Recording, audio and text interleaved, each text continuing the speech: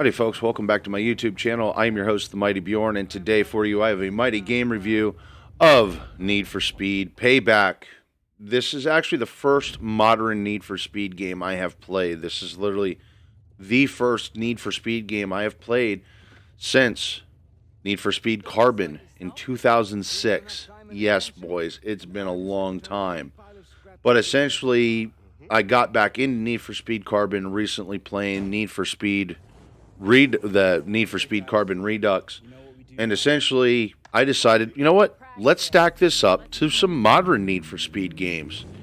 And boy, howdy was I disappointed, just in all truthfulness. But let's dive on in here into Need for Speed Payback really quick. The developer is Ghost Games, the publisher is EA Games, the engine is Frostbite. So this is actually my first Need for Speed game on the Frostbite engine. It was released November 2017 for PlayStation 4, PC, Xbox One. Now, as the story goes, is essentially you get tied up. You're part of a racing crew, and you get tied up with stealing this car, and you get the silver shaft with oak leaf clusters. You know, a little bit of betrayal, dassled in with a little bit of revenge, and that's pretty much how the story rolls out. Now, my thoughts about the game. Honestly, the graphics look great. Graphics look spot on great. They're more impressive than in Need for Speed Carbon Redux. That being said, Need for Speed Carbon Redux is a mod of a game from 2006. And this is, you know, a brand new AAA Need for Speed from 2017. Yeah, it's got about a decade on it. So, yeah, the graphics should be superior. That's pretty much what I have to say about that. The car sounds are awesome. All the car sounds are very good. The car selection, there is some really, really hot cars.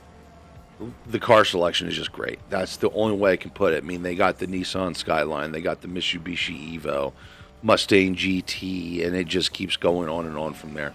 Just a great car selection. I really wouldn't have expected any less from a Need for Speed game. Need for Speed has always had great car selections in its games. Multiplayer, it's got multiplayer for people who are interested in that. I don't know if it's still functional. Didn't try it. Didn't really care to. I just wanted to play the game. And that's usually what I play these for. I play it for the single player experience, not a multiplayer experience, which needs to be kind of hammered home to EA Games. Not everybody buys this shit for the multiplayer. I'll get into that here in a little bit. The game has day-night cycles. I thought that was really cool. A lot of the previous Need for Speed games that I played, it was either day or it was night. In the case of Need for Speed Most Wanted being day, I'm talking about Most Wanted 2005. And Need for Speed Carbon, it's all at night. This one actually has day-night cycles. I think it's really cool, and it does help keep the atmosphere changing and things of that nature. Besides of atmosphere, I think the atmosphere is great. The city, it feels like for the most part, it's laid out like an actual city. Now, I did see some graphical shortcomings in the atmosphere, but basically, did I feel like I was driving in a city? Yes. That's pretty much it. The lighting I felt was pretty good too, especially for a game from 2017. Obviously, we have more modern games that have better lighting than this does, but it still has some pretty damn good lighting, especially because like how the street lamps light up and things of that nature. It just looks good. The controls, oh my god, we're going to get into the negatives now. The controls, honestly, the controls suck. They don't have a traditional racing game layout in my experience.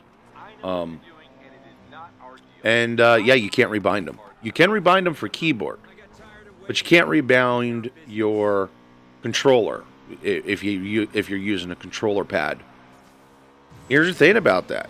That's a feature I could do in both Need for Speed Most Wanted and Need for Speed Carbon games that are over a decade older.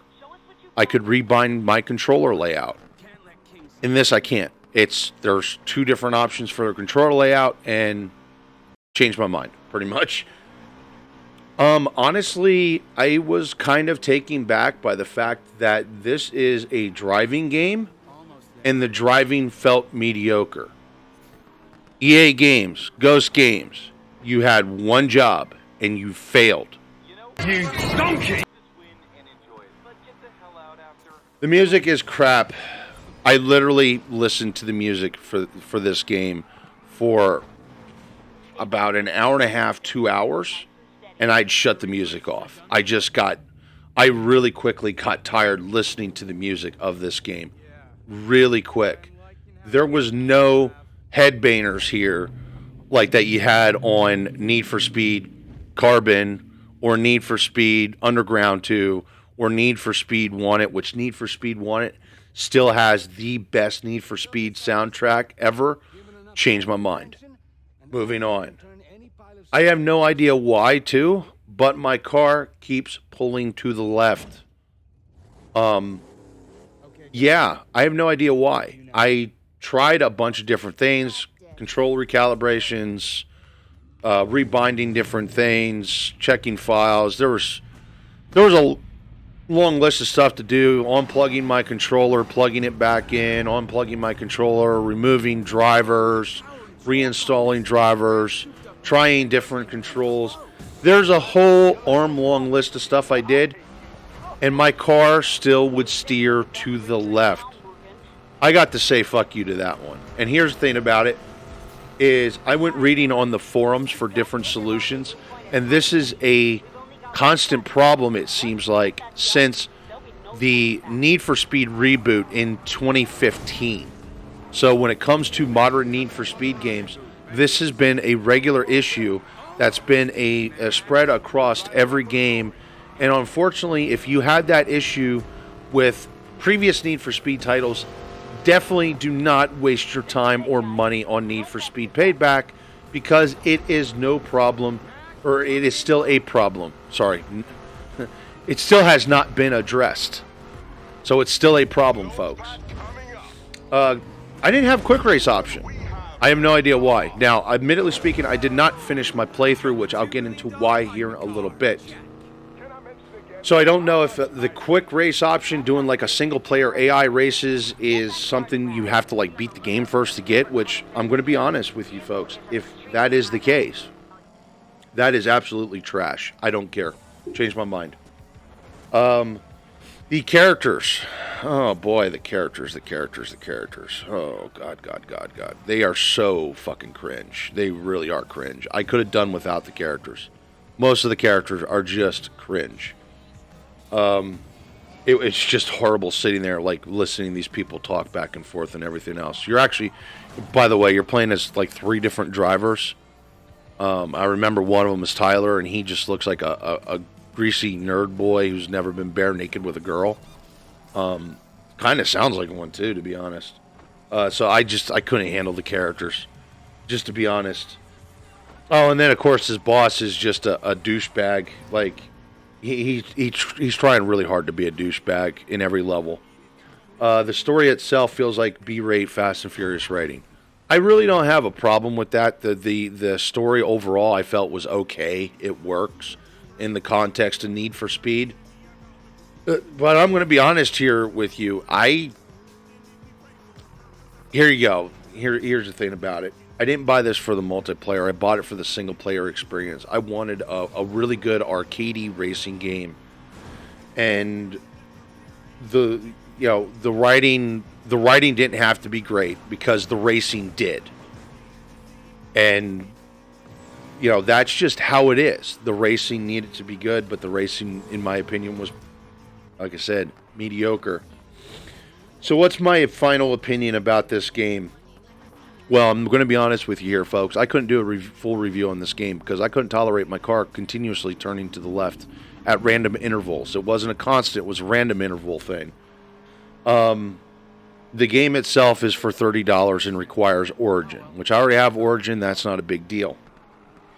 For some people who don't have Origin, that might be a deal breaker if you don't like Origin. Personally, I really don't like Origin. It's just another launcher I need to have laying around.